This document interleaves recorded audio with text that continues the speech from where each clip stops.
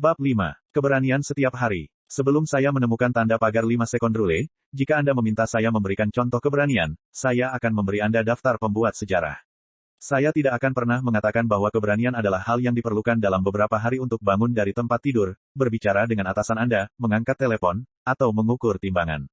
Saya ingin memberitahu Anda bahwa keberanian adalah kata yang digunakan untuk menggambarkan tindakan yang sangat berani. Orang-orang pemberani, menurut saya, adalah pemenang hadiah Nobel Malala Yousafzai, Leima Bowe, Dalai Lama, Aung San Suu Kyi, Nelson Mandela, dan Elie Wiesel. Saya akan berpikir tentang Winston Churchill dan Inggris yang berdiri untuk melawan Nazi Jerman, Rosa Parks yang membela haknya untuk mempertahankan kursinya di dalam BAS, dan Muhammad Ali teguh pada keyakinan agamanya dan menolak berperang di Vietnam.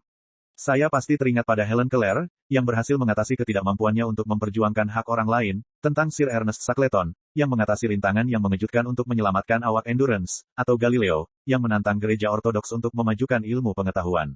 Namun setelah menggunakan aturan ini selama 7 tahun dan mendengar pendapat dari begitu banyak orang di seluruh dunia, saya telah mempelajari sebuah kepastian yang sangat penting, kehidupan sehari-hari penuh dengan momen-momen yang menakutkan, tidak pasti, dan sulit.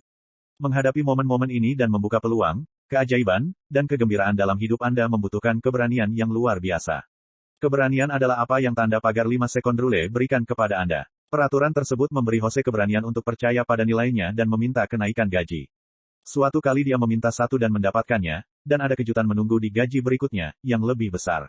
The Rule memberi Bryce keberanian untuk meluangkan waktu 2 tahun untuk menulis dan menerbitkan buku masak. Dan dia tidak berhenti di situ. Dia meminta Barnes dan Noble menjadi tuan rumah penandatanganan buku. Seperti yang dikatakan Bryce, Anda dapat mencapai apapun yang Anda sukai dan ingin Anda usahakan. Apa yang lebih keren? Bryce baru berusia 15 tahun saat itu.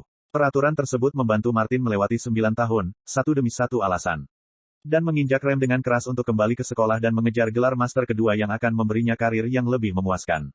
Juanita belajar mendengarkan kebijaksanaan batinnya. Alih-alih memikirkan tentang mencari pekerjaan dan perusahaan yang direkomendasikan temannya, dia malah mengangkat telepon dan menelepon. Sekarang, dan coba tebak apa yang dia dapat. Persis seperti yang dia dorong untuk dicapai, pekerjaan impian. Mempelajari tanda pagar 5 sekondrule merupakan titik balik bagi Gabe. Setelah menyadari bahwa saya bertanggung jawab atas semua yang terjadi dalam hidup saya, Gabe menggunakan aturan untuk mengubah hidupnya dengan memulai perusahaan virtual reality miliknya sendiri. Saat ini, dia menciptakan karir impiannya. Kehidupan Christine berubah selamanya karena pacarnya kini punya cara untuk melawan kecanduan narkoba.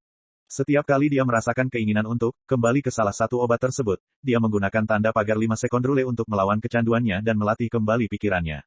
Dia menghitung mundur 5, 4, 3, 2, 1 untuk memicu perilaku baru dan pola pikirnya berubah total dan dia menjalani harinya. Faktanya, keberanian adalah apa yang saya butuhkan untuk bangun dari tempat tidur. Menakutkan untuk bangun dari tempat tidur karena itu berarti menghadapi masalah saya. Sulit untuk bercermin dan menerima kenyataan bahwa saya berusia 41 tahun dan kehidupan serta karir saya berada dalam kondisi yang sangat buruk. Sungguh luar biasa memikirkan bahwa saya mungkin tidak dapat memperbaiki situasi yang saya dan suami saya alami. Keberanian adalah hal yang dibutuhkan putri saya untuk meletakkan pena di kelas sejarah sekolah menengahnya dan mengangkat tangannya. Ini adalah hal yang dibutuhkan tim Anda untuk menyampaikan kekhawatirannya kepada Anda dan hal itulah yang perlu diberitahukan oleh anak-anak Anda kepada Anda tentang apa yang sebenarnya terjadi. Menempatkan Anda, membuat profil online di situs kencan atau memblokir mantan di ponsel bisa terasa seperti tindakan berani. Begitu juga dengan mengadopsi teknologi baru untuk bisnis Anda atau berjalan di depan pintu rumah Anda dan menghadapi masalah Anda secara langsung alih-alih menuangkan minuman dan bermalas-malasan di depan TV. Saat saya mulai menulis buku ini dan mulai mengumpulkan cerita orang-orang di seluruh dunia yang menggunakan aturan, menjadi jelas bahwa di dalam setiap keputusan terdapat 5 detik keberanian yang dapat mengubah segalanya dalam hidup kita.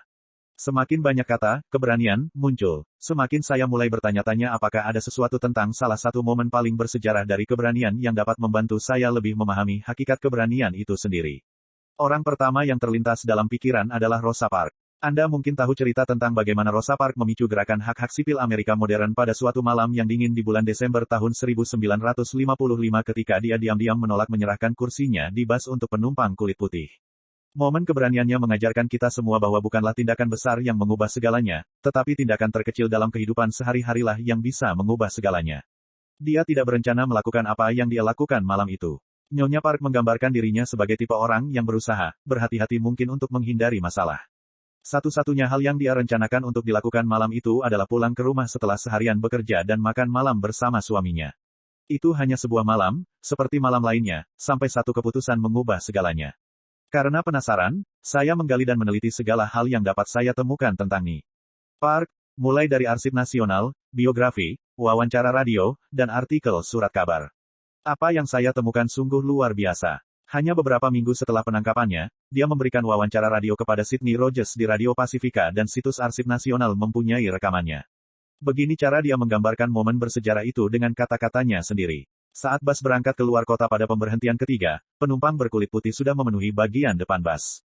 Ketika saya naik bus, bagian belakang dipenuhi penumpang berwarna, dan mereka mulai berdiri. Kursi yang saya duduki adalah kursi pertama. Tempat duduk yang diduduki penumpang negro, pada rute ini.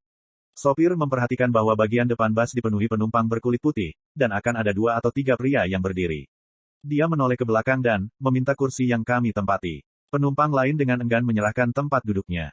Tapi saya menolak melakukannya. Sopir mengatakan bahwa jika saya menolak meninggalkan tempat duduk, dia harus memanggil polisi. Dan saya mengatakan kepadanya, panggil saja polisi. Kemudian pewawancara radio menanyakan pertanyaan jutaan dolar kepadanya. Apa yang membuat Anda memutuskan untuk menjadi orang yang setelah bertahun-tahun berada di bawah Jim Crow dan segregasi? Apa yang membuat Anda pada saat itu memutuskan untuk mempertahankan kursi itu? Dia menjawab dengan sangat sederhana. Saya merasa tidak diperlakukan dengan benar dan saya berhak mempertahankan kursi yang saya duduki sebagai penumpang bus itu. Dia mendesaknya lagi dan mencatat bahwa dia telah dianiaya selama bertahun-tahun, dan ingin tahu apa yang membuatnya mengambil keputusan pada saat itu, dan dalam wawancara, dia berhenti sejenak dan kemudian berkata, "Waktunya baru saja tiba di mana aku didorong sejauh yang aku bisa untuk didorong, kurasa." Dia bertanya padanya apakah dia merencanakannya, dan dia berkata, "Tidak." Dia bertanya padanya apakah itu terjadi begitu saja. Dia setuju bahwa itu terjadi begitu saja. Ini adalah detail penting, Rosa Parks tidak ragu-ragu atau memikirkannya dengan matang. Hal itu terjadi begitu cepat, dia hanya mendengarkan nalurinya mengatakan, "Saya tidak diperlakukan dengan benar," dan dia memaksakan diri untuk mengikutinya. Karena dia tidak ragu-ragu, tidak ada waktu untuk mengutarakan pendapatnya. Secara kebetulan, 4 hari kemudian, di kota yang sama, Montgomery, Alabama, pada tanggal 5 Desember tahun 1955, ada keputusan 5 detik lainnya yang mengubah sejarah. Asosiasi Peningkatan Montgomery dibentuk sebagai tanggapan terhadap keluhan Ni Park, penangkapan dan seorang pengkhotbah kulit hitam berusia 26 tahun dipilih oleh rekan-rekannya untuk memimpin boikot bus selama 381 hari yang terjadi kemudian. Saat dicalonkan untuk memimpin boikot malam itu, pengkhotbah muda tersebut kemudian menulis. Itu terjadi begitu cepat sehingga saya tidak punya waktu untuk memikirkannya. Kemungkinan besar jika saya melakukannya, saya akan menolak nominasi tersebut. Syukurlah dia tidak memikirkannya dengan matang. Dia akan menjadi salah satu pemimpin hak-hak sipil terbesar sepanjang masa. Namanya adalah Dr. Martin Luther King Jr. Dr. King menjadi sorotan oleh rekan-rekannya. Rosa mendorong dirinya sendiri. Mereka berdua merasakan kekuatan dorongan. Ini adalah momen ketika naluri, nilai, dan tujuan Anda selaras, dan Anda bergerak begitu cepat sehingga Anda tidak punya waktu atau alasan sah untuk menghentikan diri. Hatimu berbicara dan kamu tidak berpikir, kamu mendengarkan apa yang hatimu perintahkan untuk kamu lakukan. Kehebatan bukanlah ciri kepribadian. Itu ada di dalam diri kita semua dan terkadang sulit bagi kita untuk melihatnya. Nyonya Park digambarkan oleh semua orang yang mengenalnya sebagai orang yang pendiam dan pemalu, dan Dr. King terkenal berjuang melawan keraguan diri dan ketakutan pada hari-hari awal gerakan hak sipil. Mengingat kembali siaran radio malam itu di tahun 1956, Ni Park berkata, "Saya tidak mengira saya akan menjadi orang yang melakukan hal ini, hal itu tidak terpikir oleh saya. Mungkin belum terpikir oleh Anda hal-hal hebat apa yang mungkin dapat Anda capai di tempat kerja dan dalam hidup Anda. Teladannya menunjukkan kepada kita bahwa kita semua lebih dari mampu untuk menemukan keberanian untuk bertindak di luar karakter ketika momen penting." Memang benar, seperti yang dijelaskan Rosa Parks dalam wawancara tahun 1956 itu, bahwa dia didorong, sejauh yang saya bisa untuk didorong, oleh sistem diskriminasi. Namun pada saat itu, dia didorong oleh sesuatu yang jauh lebih kuat, dirinya sendiri. Itulah yang dimaksud dengan keberanian. Itu sebuah dorongan. Jenis dorongan yang kita berikan pada diri kita sendiri ketika kita berdiri, berbicara, muncul, maju lebih dulu, mengangkat tangan, atau melakukan apapun yang terasa sulit, menakutkan, atau tidak pasti. Jangan melihat pahlawan kita dalam sejarah, bisnis, seni, dan musik dan berasumsi bahwa mereka berbeda dari Anda. Itu tidak benar. Keberanian adalah hak asasi manusia. Itu ada di dalam diri kita masing-masing. Anda dilahirkan dengan itu dan Anda dapat memanfaatkannya kapanpun Anda mau.